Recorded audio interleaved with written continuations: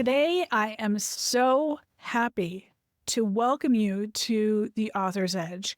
This podcast is for you so that you can get your work into the world, that your book can become the success you know that it's meant to be, and that your book can actually reach the people that you want to be helping and inspiring and educating. So if you're new around here, hi, I'm Allison Lane. I am here to help you market yourself as an author and go bigger and make a bigger impact, or like I say, like a ripple effect, because an impact sounds like it hurts. If you're returning and can't wait to hear what's new, let me tell you, today's guest, her podcast is in the top 0.5% of all podcasts globally. Her best-selling book, Artpreneur, has been out for 2 years and continues to be on best lists. She is Miriam Schulman, my client and friend, and here is her book, Artpreneur. Without further ado, welcome with me, Miriam Schulman, artist, entrepreneur, author, all-around smart woman whose podcast, The Inspiration Place, makes me smarter every time I listen. Welcome, Miriam Schulman. You know that I feel like I get smarter when I listen to your podcast. So let's just start with telling people about your podcast, The Inspiration Place, which if you're not listening to it, shame. And we're going to put the link in the show notes. So can you share with us a little bit about what you cover in The Inspiration Place? Sure. So I've been hosting The Inspiration Place since 2018. So it's been a good hot minute now. That's like coming up to 6 years. Did I do the math right? I don't really No, think so. that's more than 6. Wait. Yeah. I have a cannot do journalism math. degree and you have an engineering degree. So I kind of think that you are in charge It of the was, math. no, it's 6 years going on 7 years. Whatever. Yeah. Since God was a boy, you've been podcasting. Okay. So talk to me about what you focus on so that people can start listening. So The Inspiration Place, it's for creative entrepreneurs, and it's not strictly for visual artists. I mean, I do coach visual artists. We do talk about visual art a lot, but there's so much that we talk about that applies to any kind of entrepreneur, because the same skills that you need to succeed in business is what you need to succeed if you're an artist, and artists don't always get that memo. So we do talk about that. We talk about mindset a lot. And one of the fun things about my podcast is I love bringing in guests that artists think really aren't for them and say, no, this really does apply to you. Here's why. And on the podcast, I do define artist very broadly. Right. So, and in your book. And in the book as well. And in the book Artpreneur. In the book Artpreneur, that was yes, we do the Vanna White, now in Korean. Okay, so... Congratulations. Holy crack. Right. So my mom wants me to do like a talk at the Fort Lee Library because that's like little Koreatown. But I think it's only available in Korea. I don't think you can get it here in Korean. I don't know. That's what my agent told me. I don't know. I don't know. I believe her. I believe her too. So your message is for anyone who wants to sell something that is creative. You're a creative entrepreneur. And that's how you and I met when you decided, I'm an artist, I'm an entrepreneur, and now I want to be an author. Can you talk about how you came to that decision? Because Artpreneur, once again, eye candy, is a game changer for anyone who wants to build a business. And P.S., that is what you are doing once you are an author. But anyone who wants to build a business or even collect $15 for anything, it's really my go-to. I mean, you got me started. You're the reason why I started a checking account. Remember, you had to have a sit down with me? Yes. So what inspired you to make this shift? Okay, so I was very pregnant with the idea of this book when I came to you, but I didn't have, no, it's true. And you will agree with that. Like, I knew exactly the book I wanted to birth. That made things a lot easier. So I'm struggling a lot with this second book because I'm not quite as pregnant with it as I am with the first book. I knew what the book needed to be. I just didn't know how to structure a book proposal to pitch an agent or get it sold to a traditional publisher. So that's where Allison came in, and she really was that doula for me that helped me massage the book proposal into something that was marketable.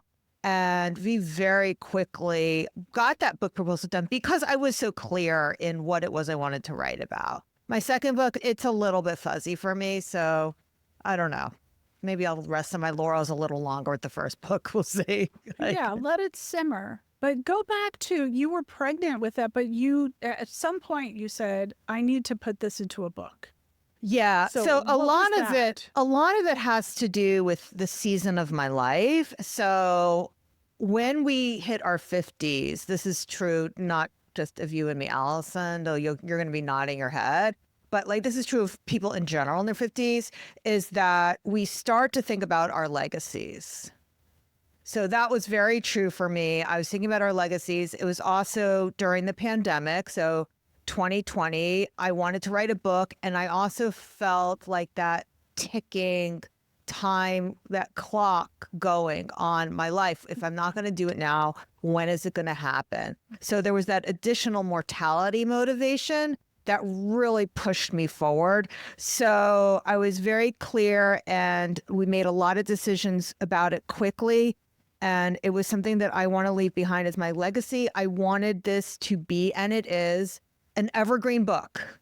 It's not how to use TikTok, thank God. It is not like how to get better results on Instagram. I dance around those topics a little bit just because I don't want the book to be seen as irrelevant, but it's mostly about time-tested strategies that will work no matter what the government decides, no matter what happens in social media land, that you understand what the 5 principles are for building a successful business. That's a great segue into my next question. Okay. Because in the book, you outline this framework. And can you walk us through these 5 key elements and why they're essential for authors or aspiring authors who are looking to get their work into the world?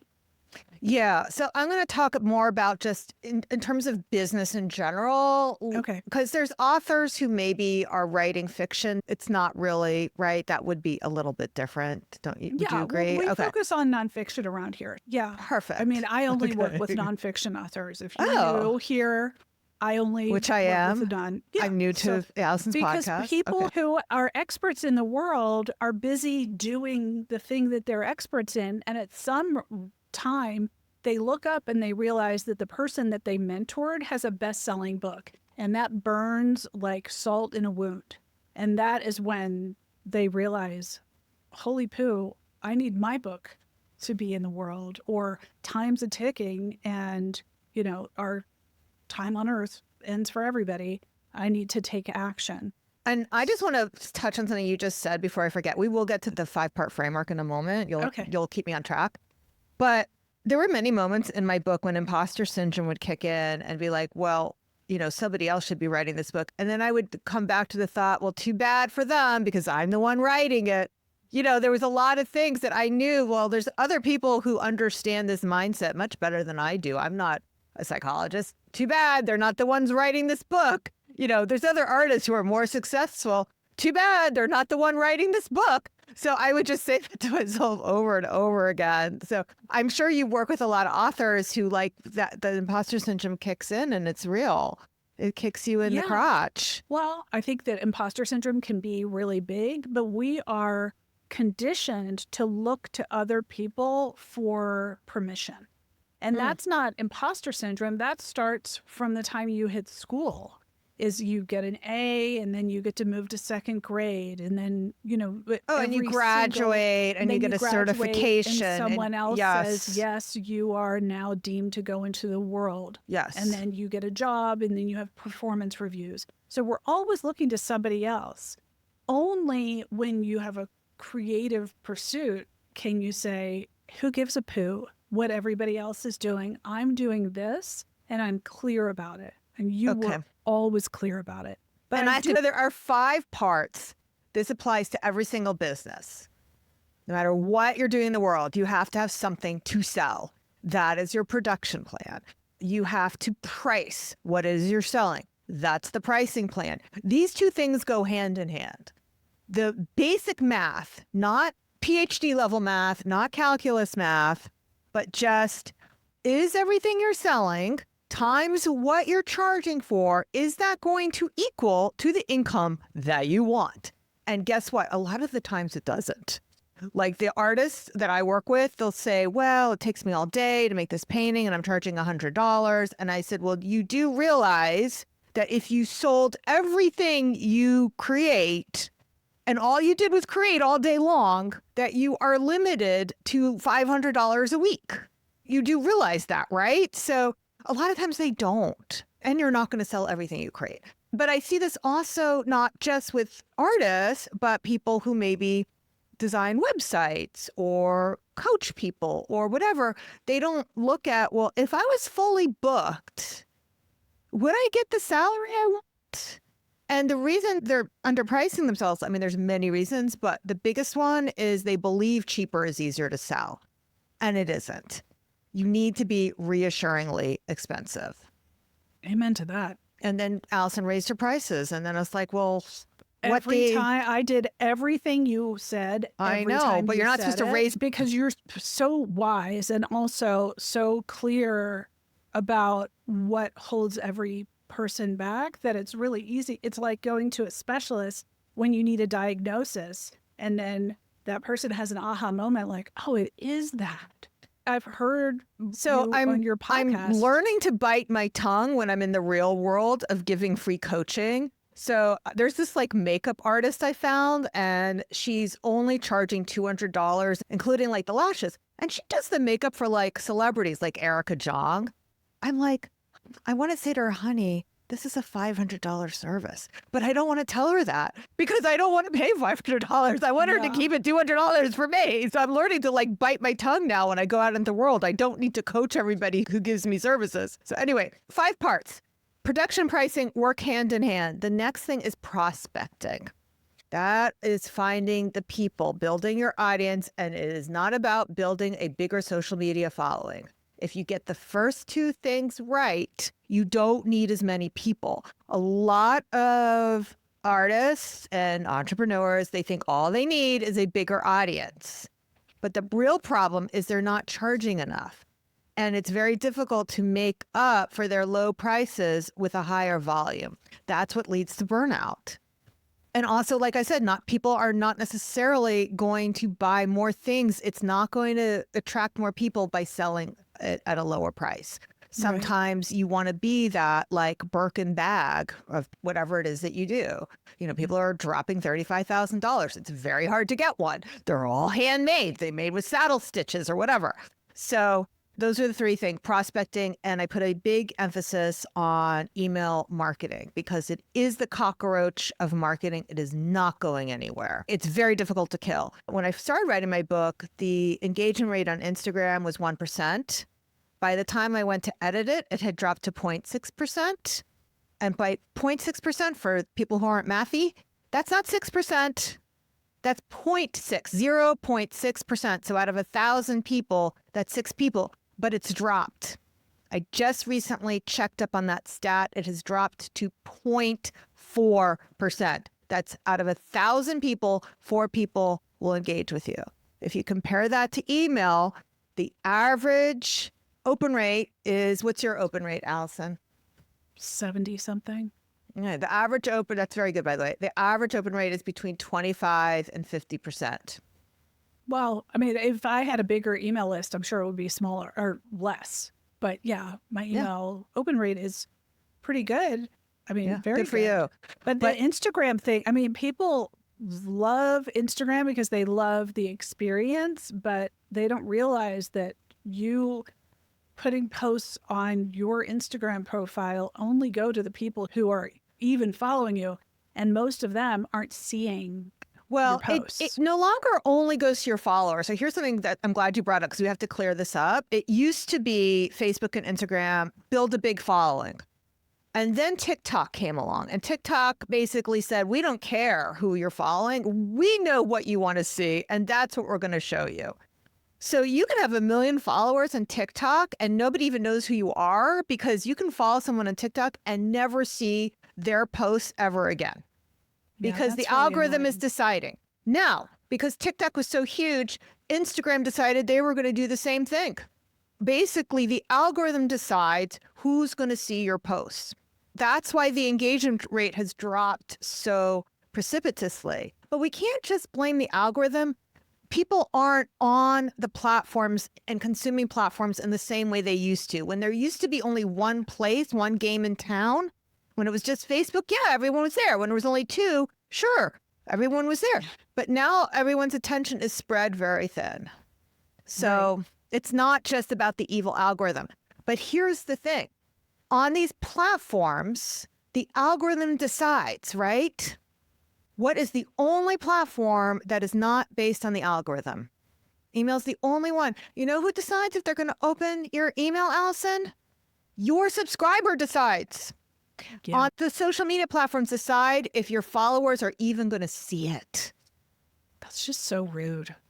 I mean, isn't it? It's just so rude. It's like if you sent a letter and the postal service was like, we don't think what you wrote is worth delivering. We would be ticked off. Yeah. Yeah. Yeah. Let's go back to the five frameworks. So we're let's talking just about make sure we're hitting them. pricing, production, prospecting. The next one is promotion. Promotion is selling. Promotion sounds like marketing, but I had to have another P word, so it's really selling. But promotion can feel intimidating, especially for creatives who spend so much time alone creating, whether they're introverted or not. They're just not used to it. So let's go through the four and let then me we'll just talk like about this. each I'm of going to them. just describe. So prospecting is finding the audience, whereas the way I'm defining promotion, just so it fits, is really once you have those people, selling to them. And some people know they're afraid of selling, but some people don't realize that that's the problem because they say things to themselves that sound true. Like, I can't send a promotional email out right now. It's an election year. Or there's an earthquake, or there's a fire in California, or there's always something, by the way, just so you know. I mean, every time I give that presentation, it's like, yeah, there's an earthquake in Marrakesh. You know, there's always a reason. Now, these things that we tell ourselves, these stories we tell ourselves, they sound real to us. And the smarter you are and the more creative you are, the better you're going to be at coming up with these bullshit stories, but they feel real. That's why I don't call them excuses. So what happens is whenever our brain is uncomfortable, whether we're aware of it or not, let's say you're afraid of selling, but you're not aware that you have that fear, your brain will come up with reasons why it's a terrible idea. This is a really bad idea because your brain has evolved for survival, not goal achievement. So your brain just its only job is to keep you safe in the cave.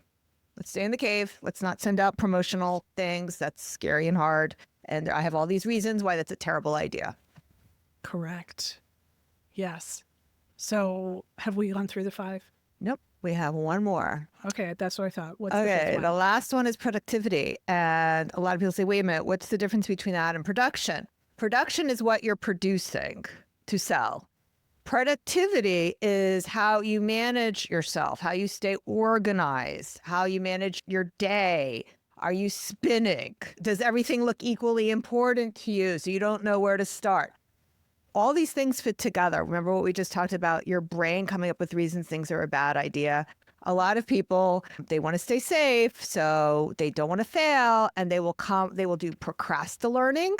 Oh my gosh, that is my favorite word that you ever made up. I have a new one. It applies to people like you and me. It's called procrastinating. Oh, exactly. Yes. No And I more have to be meetings. aware with my team. And I said to them, don't let me do procrastinating because I feel productive because I'm making decisions, but I'm keeping you from doing your work. It's Yeah. procrastinatings. Yep. We don't need to touch base more. We can actually have a 15-minute meeting if we're prepared.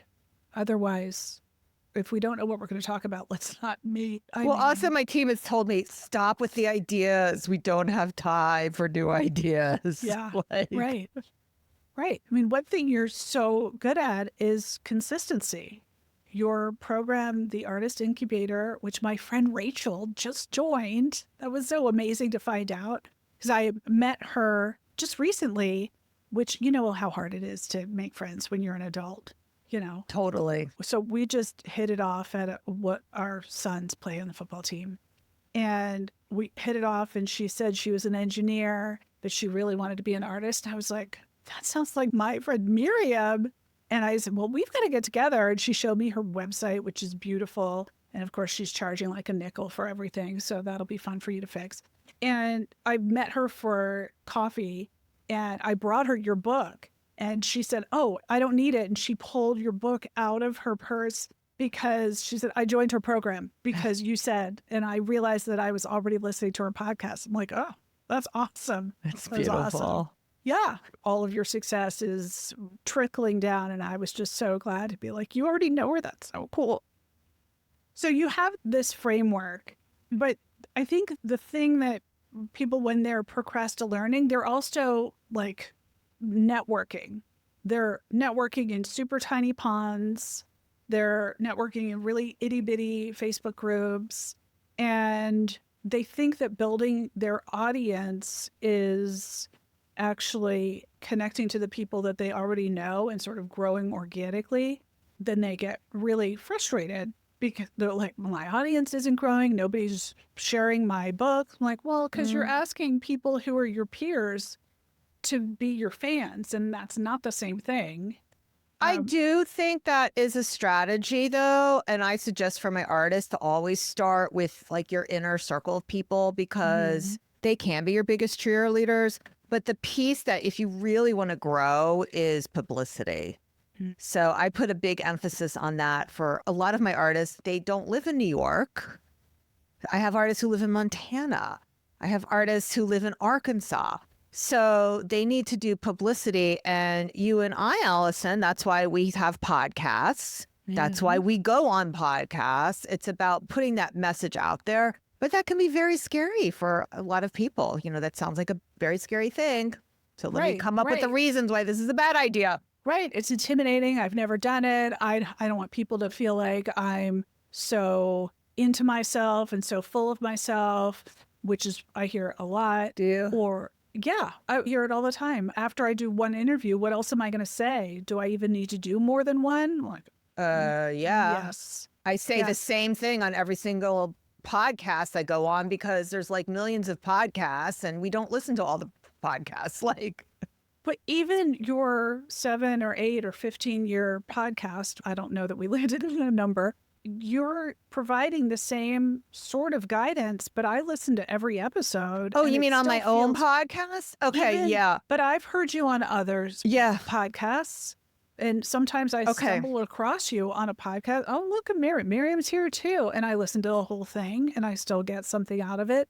And it still feels new. Yeah, this is something I'm talking about in my next book, if I ever publish it. It's called Play Your Greatest Hits. It's So did you see the new Bob Dylan movie? No, I don't think I can sit through Bob Dylan singing for 2 hours. Oh, but okay. So the point is, you don't have to see the movie to get the point. The point is, Bob Dylan, he was very prolific, but when he would go on tour, people wanted him to sing Blowing in the Wind, and he didn't want to. Or if you look at Robert Plant, people wanted him to do Stairway to Heaven, but he was like sick of it. But when you go out into the world, people want you to play your greatest hits. You have to say your same message over and over again, and people actually don't get tired of it. They want to keep hearing it, maybe in a new way. Maybe they want to hear it with the piano instead of the guitar, but they still want to hear it.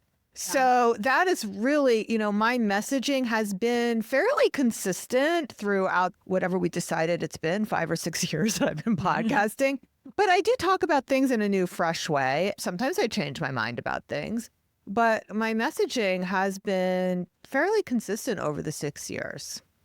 Right. So you talk about this shift, but how can they shift their mindset or their approach in a way that feels empowering and less scary? It will be scary. So this is the thing. It's not about getting rid of the fear. Successful people, this is a write it down moment. Successful people are willing to do things unsuccessful people aren't. I remind myself of that all the time. That's a mic drop moment. Why don't you say it again? Because we are going to emphasize here. Successful people do things unsuccessful people are unwilling to do. Damn straight. So if you want to be successful, you have to do those uncomfortable, scary things, even though you don't feel comfortable. Now, what will happen, though, is you will get used to some of them and it will become easier. Like my podcast interviews in the beginning look a lot different than they do now. I'm very comfortable behind the mic. So I wasn't always. Right. As a listener, but I think it was all just gems and goodies. But I'm sure it was a different process entirely. Totally. I liken podcasting to being like a duck. So you're gliding across the surface, but underneath you're madly paddling. Right. You're thinking about, what should I ask? Did I drop the thread? What do I want to say next? Is my audience really interested in this? Should I cut Miriam off because she's going on a tangent? Am I going to tell my editor to cut that part out later? Those are the things that we're thinking about as we're doing the interview. I was not thinking that. Oh, right. Good. So, and Marichu won't cut this out because she knows that I like things to be conversational. And this is how we get to the good stuff anyway. Now, I want to pivot a second because now that we know this framework, what you talk about on your podcast and in the book is the importance of storytelling in marketing, because that can take some of the sting out of feeling like you're pushing or selling, because people don't want to be sold to because it No, smells they bad. don't. It No, stinks. yes, they do. Yes. So yeah, you can smell desperation. It doesn't matter what words ChatGPT gives you. If you go in there and you're feeling desperate, it's going to show. It's like a beautiful woman who did not take a shower. Rank. Yeah. And it shows up everywhere. It shows up on your website. It shows up in your social posts. It feels like, hey guys, if you've ever wanted to do this, I'm selling this thing that's only costs $1. No, it's like this. I'm assuming this artist isn't listening to the podcast, but I won't use her real name, so it won't matter. Like she sent me this email. She's like, I'm really struggling. And she sent me the email for me to edit. And I was like, I had to redo the whole thing for her because she was saying things like, and if that's too much for you, then you can do a payment plan. It's like, why are you talking about payment plans? Nobody said to you it's too much. You're sending an email out to your list. And like the whole email was dripping with that kind of desperation. Like, you're not your customer. And nobody said it was too much money. You're already saying. And then she's like, and then I want to help. And I'm, and if you're also feeling so down about California and it was like so negative, it's like, you don't know that they're thinking about it. You're the only one talking about it. And then she gave like 3 different charities that she wanted to donate. And you can pick the charity you want. I was like, no, stop. Oh, you may donate to a charity, but you decide which charity. Pick one. Don't link to them. Don't take them away from your website to go check out the charities. Just tell them you're donating X% to X charity, period. Don't talk about payment plans. They haven't decided if they wanted to buy it yet. It's like, we say these things out loud. It sounds ridiculous. But to the person writing it, it's like, they believe this is what they need to do because they are thinking, oh, the reason people aren't buying my art right now is because there's a fire in California. Remember we said, you could, right, this is what she's thinking. I can't sell right now because there's a fire in California and expensive is hard to sell. Those are thoughts that she has to get rid of. Now, what I'd be more interested in hearing about is not California fires, not that she's donating, not about the payment plan, but tell me a story about what life is like in Berlin. Take me away from California. Take me away from America. Tell me what it's like over there. I would like to hear a story about the cafe you visited this morning that had, I don't know what they served there because I've never been there, but I don't whatever. know. I'm sure they Rugula. have coffee. I'm sure they do. I'm sure they have I'm sure they have good desserts there. Yeah. Well, the thing about including a charity or offering this or There's nothing wrong with the charity, so don't hear me wrong. But her whole email was about giving people reasons to buy instead of just telling me a story about your day. I would have been much more interested. But nobody buys your thing because of the charity donation you're making. If that's a right. Nice, and it reminds them that you have a good heart, but it's not a reason for them to buy. No, and she was making it the reason to buy. It was like, they have to like your art to buy it.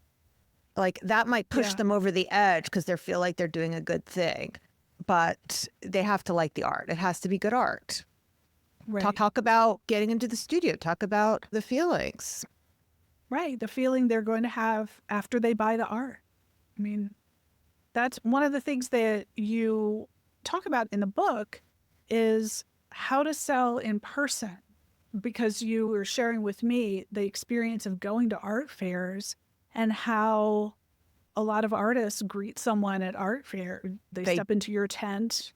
A lot of artists don't greet people, but this is not just artists. So when I go shopping, do you now notice when you go shopping and the salesperson doesn't introduce themselves to you? It drives me nuts. But then you go to these chain stores where all the salespeople are very well trained. What's your name? All right, Allison. And they take your thing and they write your name on the little chalkboard. Your stuff is over here. And I feel seen. I feel such relief. Such relief. Like, thank you. Yes, I do need jeans that fit. Yes, or I do want your help. I do want to leave here in 6 minutes, and I don't want to spend all day looking for the thing that I know I need, and I know you know where it is. Yeah. Just please do your job. Don't make me do the job looking for it. Right. That's what I like. Like how I came to you to help me with the book proposal. Just help me get to the finish line faster. I know what I want to write. I just don't know how to put it in this format so the publishers will pay attention. Just help me with that. Right. Like, I know how I want to look. Like you said, I know I want a pair of jeans that fit. You know where the jeans are in the store. Go get them for me. Please don't make me search. Exactly. Don't make me walk out of here naked, like while like into the thing, somebody's dad is there, Oh, yeah, that is the worst. Like you need a size and you don't want to get all dressed again because it's snowing in Massachusetts and you got your boots and you're like half naked. You just want someone to check in on you. So true. When the creatives or artists or visual artists and authors, they have this fear, which is a real fear of rejection, even when they're pitching a podcast or pitching an agent, or just even what to put on their website as their, let's call it their brand story. They usually put what I would call is their job title, like Allison Lane, artist. Nobody wants your job title, and they're so afraid of presenting themselves as someone who can offer an answer or an opportunity or a visual experience that you can bring into your home. So what advice do you have for creatives on crafting that compelling story that attracts people? Yeah. Okay. This is, again, what I've been working on for my next book, but it's also on my podcast, The Inspiration Place. So this is what I talk about on The Inspiration Place. You don't have to wait for the gatekeepers to say, yes, we're going to publish a book. So all right, when people want a personal story that attracts people so that the buyer or the person reading their social post or their email is connected. Yes, our souls have different aspects. One aspect of our soul is the creative side. Our creative side cares about what and how. We have also a sacred side that cares about who and why. The problem with people's about pages is they're either talking about what and how, like I'm going to offer 6 Zoom sessions. Nobody's buying your program or it's coming to you because they want Zoom sessions. They want a result. The other thing that they do is they focus on their own who and their own why. I created a cookie delivery service because baking makes me happy. All right. Nobody cares about that. They care about their why. So when you're writing your about page, you need to think about who your customer is and why they want what you need. Start from there. It's not the Simon Sinek start with your why. It's start with your customer's why. And when you get to be in your 50s, your resume is like a kaleidoscope. There are a lot of colors. Gosh, So I can't stand those about pages that want to give you like the autobiography. Right. I was Like, a teacher, I was but this, then and I was a cowgirl, and then I got divorced, and like then I was like, I Right. went on a trip to Costa Rica and found my true call. Like nobody cares. Just tell us what you're doing right now. Right. Yeah. I'm sure there's a place for all of that color. And it is interesting that you Yes. left teaching in order to go train horses. But if you're not doing either of those things now, then saying you're a former horse trainer and a former teacher doesn't help someone connect with you. Okay, let me just give a caveat because artists will look at my about page and they know I've been a successful artist, but my about page right now is written to attract artists. It's not written right now to attract collectors. So I talk about being on Wall Street and leaving that to become an artist because I know that story resonates with my ideal client who dreams of becoming an artist but is stuck in a corporate job. That's why it's in my about page, but it shouldn't be in the about pages of most artists. Right. Because they want what you've got. They're like, wow, that's really what I want to do is I want to leave my job and do this other thing. She's been there and done that and she can help me. That makes perfect sense. Yeah. So what you're saying is people need to back up and start with their audience's desire, their audience's why. That's and right. Cull that down. We don't need a play-by-play of how you got to where you are. That is correct. As much as it's fascinating that you traveled the globe solo, if it's irrelevant or if you did it 20 years ago, maybe include that in one of your emails. Or a podcast. Or a podcast interview. Yeah. Yeah. Now, if someone is listening and they're stuck in self-doubt or what I like to call self-imposed boundaries, and they're afraid to step into their potential, they're leaning, but they just don't know how to take that first step into either writing or their creative pursuit, what's one piece of advice that you'd give them right now? That's great. Great question. There's 2 things I say in the beginning of the book. I talk about starting before you're ready, but what I want to talk about is how I end the book. So I end the book with keep marching forward. That's the last chapter, because as long as you're taking forward steps, even if it's in the wrong direction, you're going to get someplace. It's kind of like Allison, when you're in New York City and you're taking the subway. You have that experience when you go up the subway stairs and you look around and you don't know which is downtown or uptown. So sometimes you just have to start walking, and then you'll find out, oh, wait, now I'm at 17th Street. I must have gone downtown. So you will be better off than the person who's standing on the corner, scratching the head, of course. Right. There's Google Frozen, Maps. wondering. There's Google Maps. Well, let's pretend your phone is out of battery. So the analogy works. So keep taking forward steps and don't blame your boots. In other words, don't blame your circumstances. Right. You can find anything out. You can Google how to get published. And you know what comes up? My website, many resources, many podcasts, and there is information available that you don't have to go to a $20,000 retreat at the base of a mountain somewhere in order to discover information that is just how it works. You don't have to take a class in order to find out something that's like publicly available information, but you do have to take the action and keep marching. I love Keep that. taking action, not procrastinating, just keep trying to do things and be willing to do things even if they're not going to work out. Because you'll get somewhere. You'll get somewhere. And if you went in the wrong direction, you will not have wasted your time. You would have learned something more than just staying in place. Right. Where can listeners connect with you and learn more about Artpreneur and your coaching program, The Artist Incubator? Okay. Well, if you like what I had to talk about today, there's more of that on my podcast, The Inspiration Place.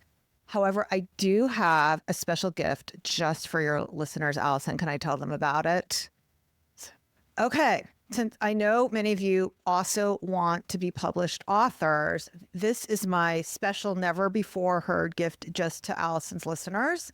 If you send me a verified, honest review of Artpreneur on Amazon, so just send a screenshot to Miriam at theinspirationplace.net. I'm assuming that email will be in the show notes. Yep. I will send you the query letter I used to get my agent, Michelle Martin. Ooh, that's a good one. Wow. Thank you. Okay. So you hear that? Get the book, leave a review, give us the email again. When you write the review, it needs to be a screenshot, or when Amazon tells you, oh, your review is up, forward that verified review to Miriam at theinspirationplace.net. One last question. What's a book you love right now? Oh, I just finished reading Trust. Have you read that? No. So I don't know if you were looking for nonfiction books, but this is It doesn't matter. It's so good. So it's a Pulitzer Prize winner, so it's not like, I have good taste in books. Trust, it's written, is the author wrote the book in 4 parts, and each part is a different narrator, and it's like having 4 books within a book. So it's like competing narratives of the same story. It's so brilliant. And the author, Hernan Diaz, actually changed like the style for each time because he had a different narrator for each part. I loved it. I thought it was great. It's very good for our times because, which story do you believe? Do you ever really know the truth? I love that. That will put Trust and the link to it in the show notes. I always provide the bookshop.org link because the big A gets enough of our funds. Unless it's Miriam's Artpreneur that you're sending a review about. Right. Unless it's needed. And then sometimes on Bookshop, a book will be out of stock, but it'll be available on Amazon. So I don't know how the world works, all of it, but I do know that it's nice to have options. So you'll get the Amazon link for Miriam's book, Artpreneur, and I'll include other links for Trust. Miriam, thank you so much for doing this. Everything that you offer people is so valuable and inspiring, and you continue to inspire me. Even last week's episode that you did with Jen Lehner, that with your Kvetch and Kvel, which I still need to look up. I don't know which is which because I don't know the Yiddish. Okay, I will give you a quick Yiddish lesson. Okay. So Yiddish is very much like onomatopoeia. The words usually sound what they mean. One is good and one is bad, right? So, right. Kvetch is bad, right? Yeah. Oh, it's like yell. Hey, so does that help you? Remember yes, which it is does which? Now. Well, now that you acted it out, yes. Yes. Thank you for the verbal charade. That was great. First of all, thank you so much. This is so great. All this information will be in the show notes, how to reach Miriam, how to get her book, and details on how to get that freebie and her agent query letter that got her agent and subsequently started her journey as an author and continued. And her brand just continues to explode. So look for it there. Thank you so much.